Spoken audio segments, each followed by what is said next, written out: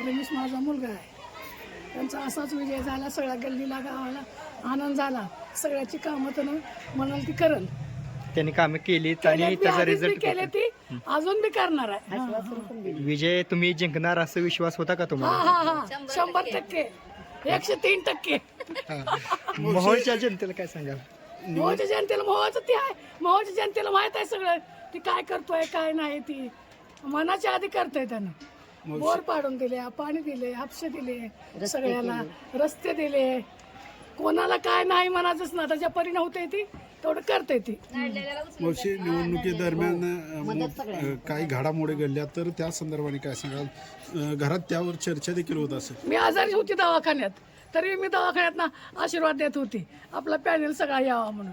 मी परवा दिवशी आले दवाखान्यात, अश्विनीमध्ये होते. मावशी, आपल्या सुनबाईने देखील या ठिकाणी प्रचारात मोठी आघाडी घेतली, प्रचार देखील केला, तर सुनबाईबद्दल काय सांगाल? सुनबाई लय भारी आहे, आम्ही लेखच समजतो. काय आम्हाला आमच्या मालकाला, आम्हाला माझ्या मुलाला धाकट्या बहीण भावंडासारखं आई वडिलासारखं सांभाळे, माया दिले. आता सुद्धा मला नाश्ता दिल्याशिवाय ती बाहेर गेली नाही. एवढं प्रेम माया आहे माझ्यावर सगळ्यावर.